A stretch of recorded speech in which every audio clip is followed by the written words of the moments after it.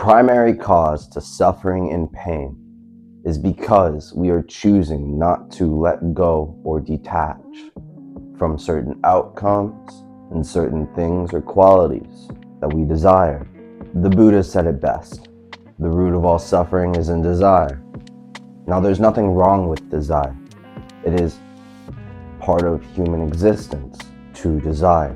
It's part of God, or the Creator, and the communication with man and God.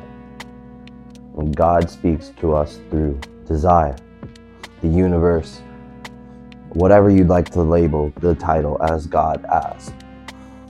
That being said, because we're choosing not to let go, we're in a continual cycle of fear, of negativity, of doubt, of poverty, of disease and illness, of death.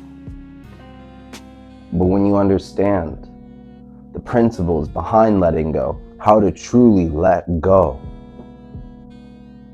you will find peace and bliss. You will find love and freedom. But it's not through external means.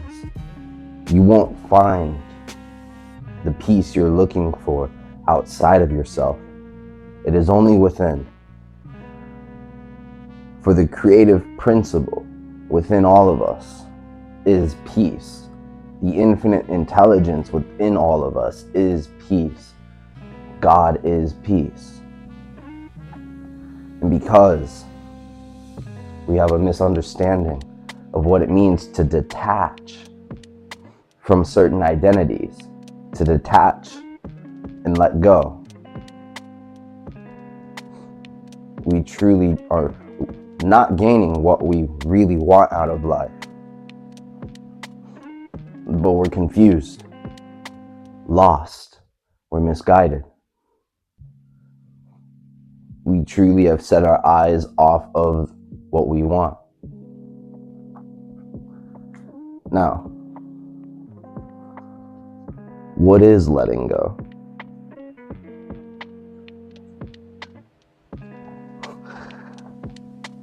And why should I let go?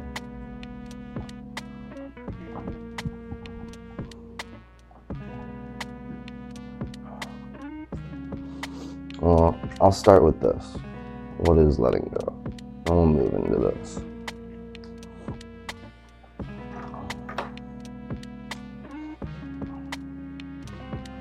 See, letting go and understanding what letting go is.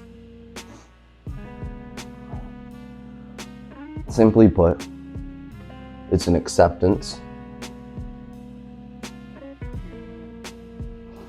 or a surrendering to what is.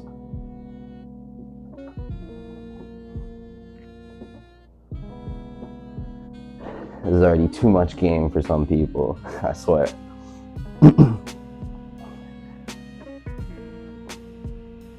Many people, if I have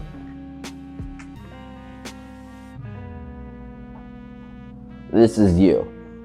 This is all of us. For many people, their focus is on anything outside of them. They attach their senses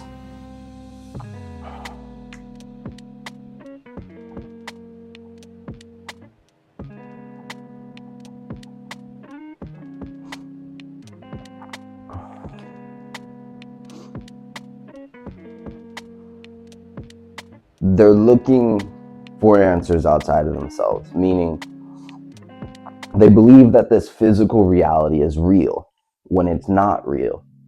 This is simply a simulation or a hologram that our brain is interpreting as real through electrical signals within the brain. People are so focused on the outside of themselves that they never look within themselves. They never look towards their own minds and their hearts. And because they don't look within,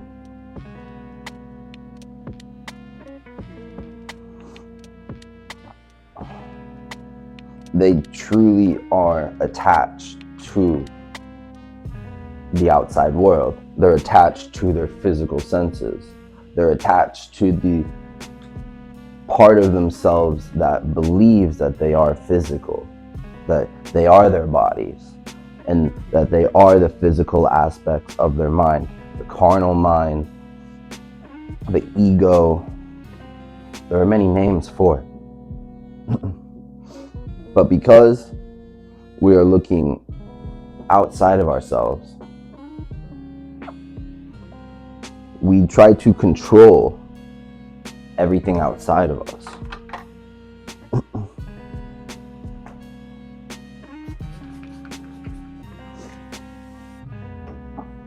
Now understand,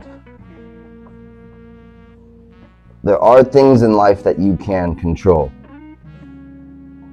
But to try to control other people, to try to control the weather, to try to control certain outcomes or circumstances, it's folly. It's a mental fallacy that we play into.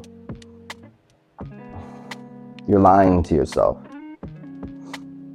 Because you want certain things out of life, certain outcomes, you want to be someone, you want to have things, you want to experience certain things, you want to do great things in life, if that's what you aspire.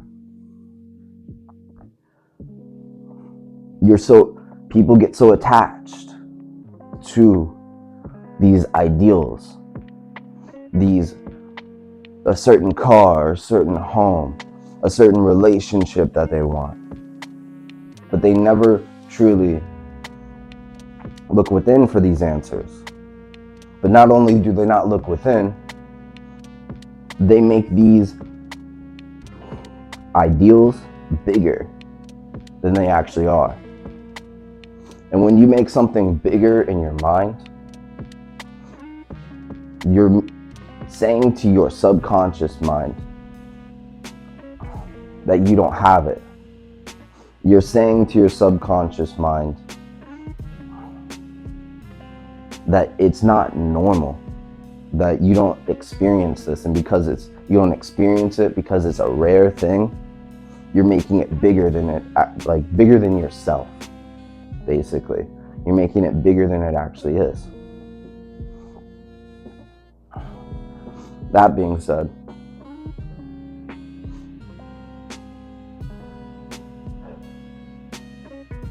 by letting go and making something smaller,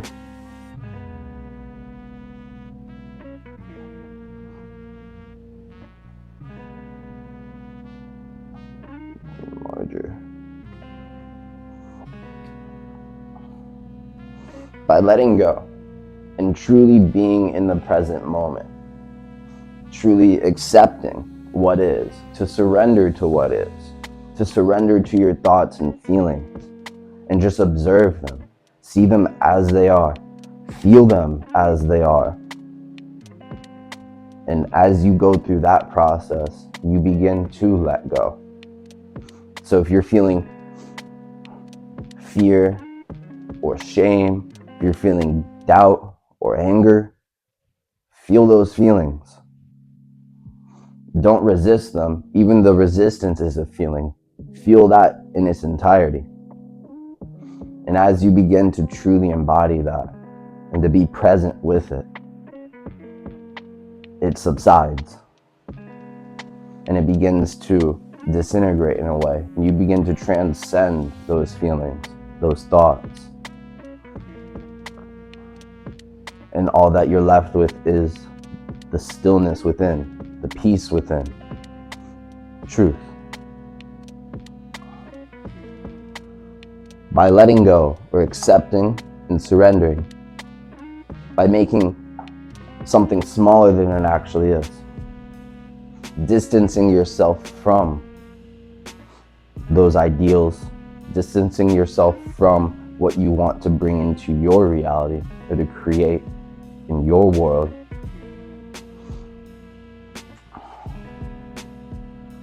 The last one I'll get into is trusting the creative principle.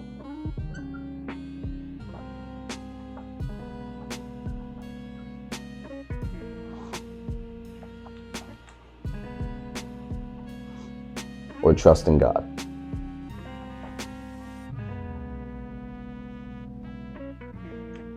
There's a saying, let go and let God. And it's a true saying. But most people, they clasp their hands, get on their knees, and they begin to ask for what they want from God. But they look outside of themselves.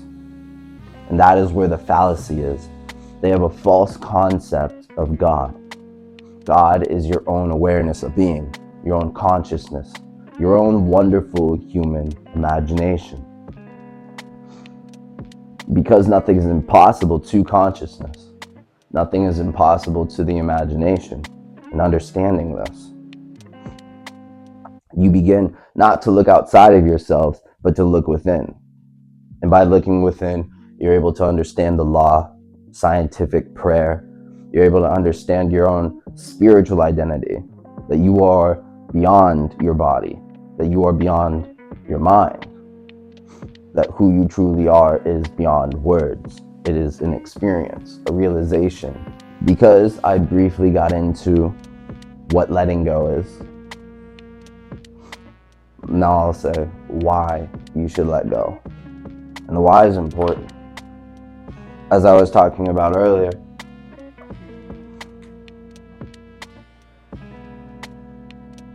many people live in cycles. For life is a relationship. It gives and it takes. We do the same. But the thing is, many people don't understand the dynamic between life. They look at life very linearly instead of cyclically. Meaning, they look at things in a finite way instead of an infinite way. Now, why you should let go is because, in a way, we all have our own weight that we have to bear. It says in the Bible, pick up the Lord Jesus Christ, or to pick up your own cross and to carry it. In that analogy, in that symbolism, in actuality, the interpretation is to assume the feeling of the wish fulfilled, or to imagine what you want, believe that it is so, accept that it is, and then to carry on with life, knowing that it's already finished in your mind. For consciousness is the one and only reality, as Neville Goddard would say. Meaning, consciousness is one substance. All things are consciousness. Everything is consciousness. And consciousness is not divisible, or you can't separate consciousness. Although things seem separate in this third dimensional reality, in actuality it isn't. It is all one form, or one basic substance, consciousness, being manifested in a multitude of forms. That being said, in understanding these principles of life, the laws of life, the science of life, the laws of love, the laws of good, you're able to utilize these and in turn live the life that you desire to live. Now, there's nothing wrong with desire, but being attached to what you want, that you must have it, you are saying that you don't have it. And because there's such an emotional buildup to it, you're creating resistance. to your actual desire, and you're pushing it away. You're forcing things instead of using your own power. So to bypass that, you have to look within. You have to believe that you already are it. Literally make believe. Like how kids make believe. When they pretend the floor is made of lava and they'll put cushions on the ground and jump from cushion to cushion. Because in their minds, the floor is actually lava. When they put on or they wrap a towel around their neck and they wear it as a cape and they go running around having the cape fly through the wind, and they believe that they're a superhero. Or they play with sticks and they battle with sticks, pretending that they're knights or kings, slaying dragons, saving princesses. In their reality, and because even how kids grow up, it's up to I'm pretty sure the age of 7, to where mainly a child between ages of 1 and 7, in those years, they're all subconscious. They don't really have a conscious, analytical, rational mind formed. Because of this, they display characteristic traits of what it means to be closer to the Creator, to be closer to that emanation from which we all proceed, who we were before we were born or after we die. Because our imagination is so powerful, when you make believe something to be true and you live as though it is true, regardless of how you get things, regardless of when it happens, and you understand these laws of mind, the principles, the creative principle within each and every one of us, and you utilize that, you know that it's done. And it even says in the Bible, it is done, meaning that when something is done in consciousness, it is affirmed to be true. It becomes a conviction. Shout out to Nero Knowledge, for he constantly goes on about conviction, and it is true. There's nothing wrong with that whatsoever. If you don't have a firm belief, a firm mental acceptance of what actually is, of that desire that you want,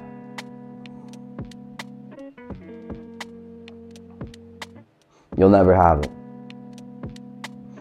And that's why understanding these principles are so important. So why should I let go? To get out of the rat race. To get out of those cycles.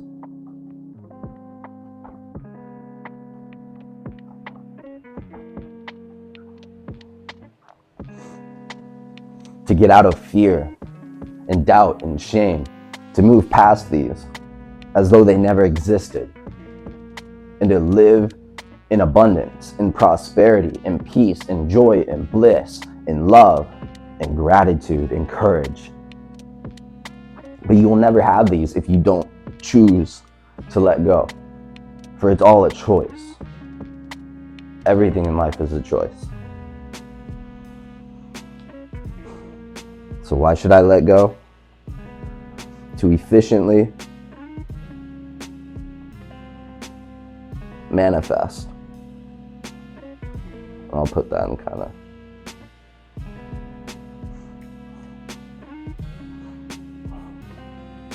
quotes in a way. Anyways,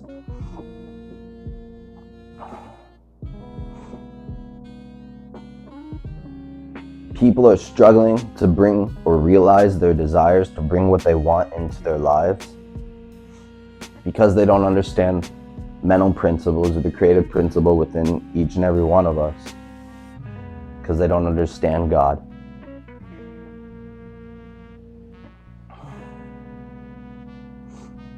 and they're truly living in cycles. They're not getting what they want easily because of our beliefs. The belief that you have to do things the hard way in order to get the good that you desire. That's a belief. We have many beliefs. And because we don't identify these beliefs, whether they are positive or negative or even neutral,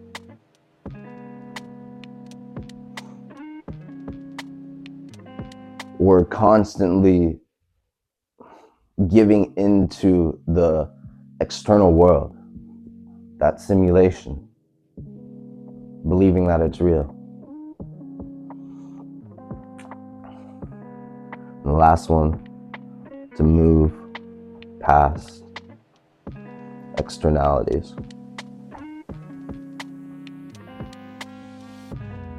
When you let go,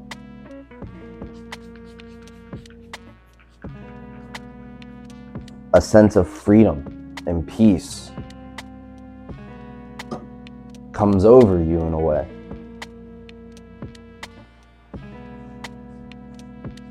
You're not fazed by the physical world and whatever the world throws at you, because you know that within you is God, that within you is all things. And through this application, you're able to move past resistance or those cycles, and you're able to become one with your desire much more efficiently. Letting go is truly how you bring into your life the good that you desire.